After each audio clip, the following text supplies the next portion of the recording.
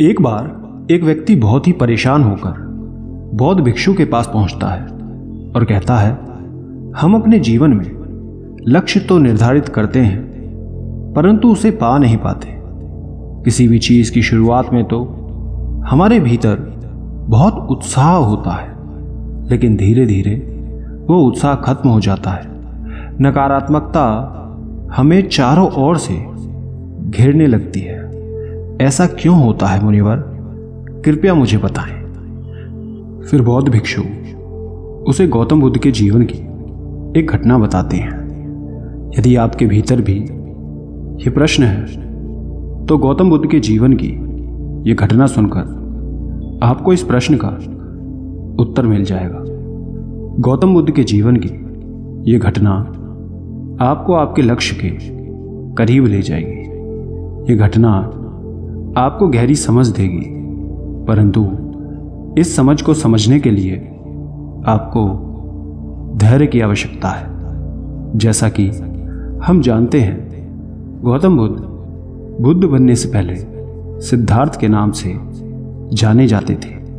उनके जीवन में कोई दुख नहीं था, परंतु मानसिक पीड़ा बहुत थी। वो एक राजा के पुत्र थे, जिसके कारण उनके जीवन में कोई भी शारीरिक दुख नहीं था। उनके पास हर तरह की सुख सुविधा उपलब्ध थी। कोई भी सुख सुविधा आपके शारीरिक दुख को तो रोक सकती है, पर मानसिक दुख को नहीं रोक सकती। जब सिद्धार्थ का मानसिक दुख बहुत अधिक बढ़ गया, तब उन्होंने तय किया कि वो अपना घर परिवार सब मोहमाया त्याग देंगे। अब आप सोच रहे होंगे कि उनके मन में ऐसा क्यों आया कि घर परिवार त्याग देने से उनका मानसिक दुख कम हो जाएगा। तो उसका उत्तर यह है कि सिद्धार्थ ने अपने जीवन में ऐसे बहुत सारे सन्यासियों को देखा था जिनसे मिलकर वो बहुत प्रभावित हुए थे।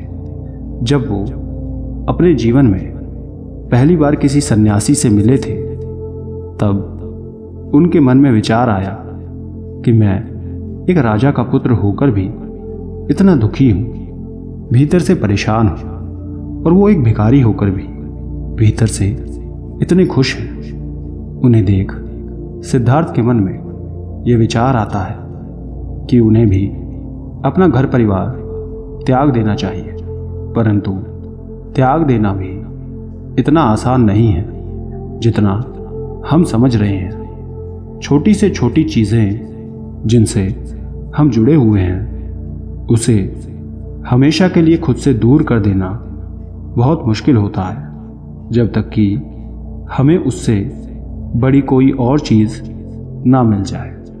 परंतु बुद्ध के साथ ऐसा कुछ नहीं हुआ। उन्हें ऐसी कोई बड़ी चीज नहीं मिली थी। उन्होंने तो बल्कि अपना सब कुछ छोड़ दिया जो उनके पास था। और बुद्ध ऐसा इसलिए कर पाए क्योंकि उनके भीतर ऐसा विश्वास था कि जो दुख उनके भीतर चल रहा है उसका अंत जरूर होगा।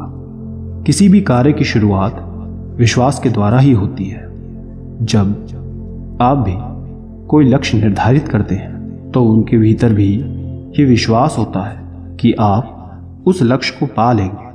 अब ये विश्वास थोड़ा सा ज्यादा हो सकता है, परंतु होता जरूर है। अब जब सिद्धार्थ अपना घर त्याग रहे होते हैं तो उनके सामने सबसे पहले एक समस्या आती है कि उन्हें अपने महल के बाहर नंगे पांव निकलना होता है, परंतु उन्हें आदत नहीं होती। वो आज तक कभी भी नंगे पांव बाहर नहीं निकले होते, लेकिन कोई उनके पैरों की आहट सुनकर उठ न जाए इसलिए वो नंगे पांव घर से बाहर निकलते हैं। अब ऐसा नहीं था कि जमीन पर नंगे पांव चलने के कारण वो काफी उत्साह से भरे हुए थे। अब यहाँ पर समझने वाली बात यह है कि उनकी मंजिल तो बहुत दूर थी, लेकिन उनकी यात्रा के शुरुआत में ही उनके भीतर कोई उत्साह नहीं था। अब इस घटना से हमें बहुत बड़ा सूत्र मिल रहा है कि किसी भी बड़े से बड़े लक्ष्य को पाने के लिए हमें सिर्फ उत्साह की आवश्यकता नहीं है, क्योंकि यदि उत्साह की ये आवश्यकता होती तो सिद्धार्थ बुद्ध नहीं बन पाते। कहानी में आगे बढ़ते हैं। जब सिद्धार्थ अपने सारथी के साथ आगे बढ़ जाते हैं, तब वो उससे कहते हैं कि अब तुम वापस लौट जाओ, तुम्हारा मेरा साथ बस यहीं तक का था।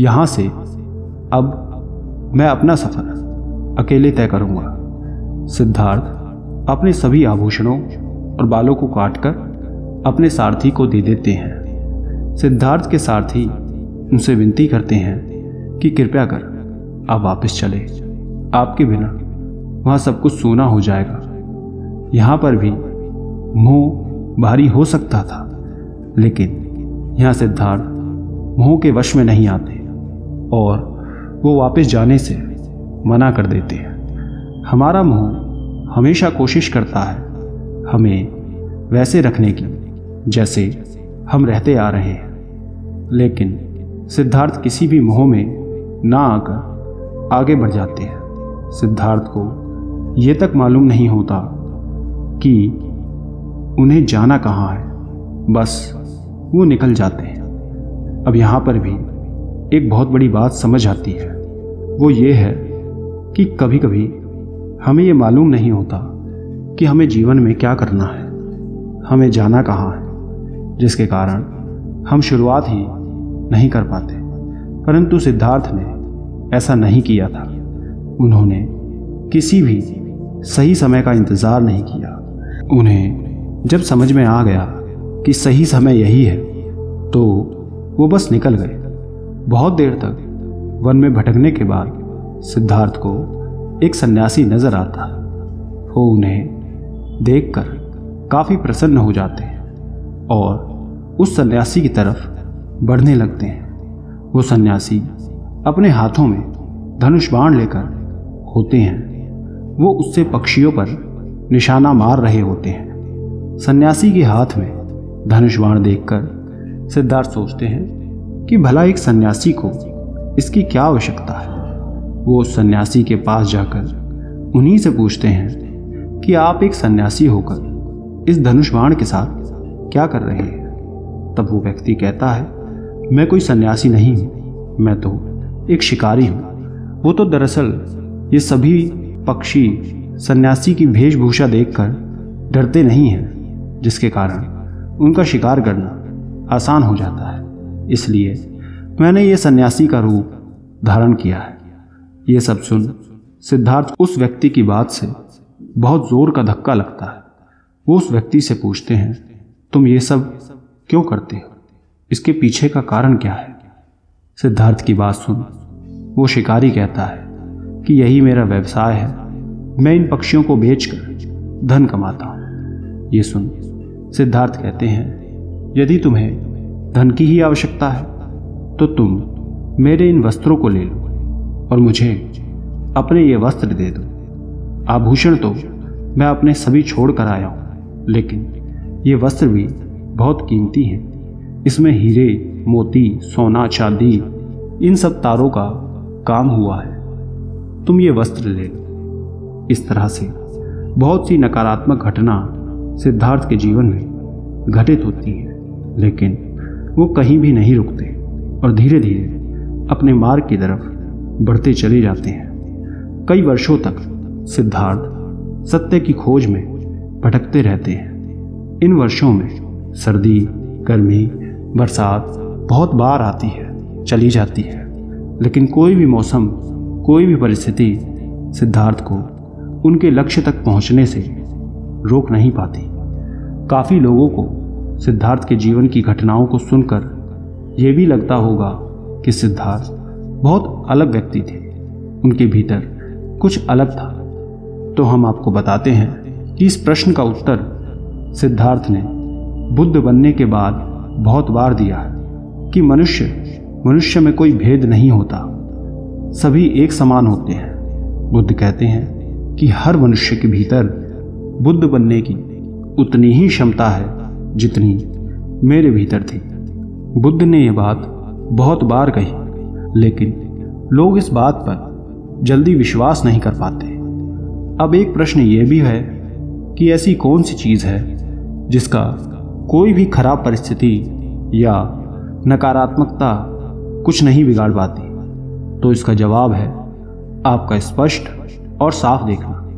यदि आप सब कुछ साफ साफ देख सकते हैं तो आप जो भी बनना चाहते हैं वो आप आसानी से बन जाएंगे। तो याद रखें, किसी भी बड़े से बड़े लक्ष्य को पाने के लिए हमें 3 चीज़ों की ज़रूरत है। पहला है कारण, दूसरा है बड़ा विश्वास, तीसरा है स्पष्ट देखना। दोस्तों, आपने क्या सीखा कमेंट करके ज़रूर बताना।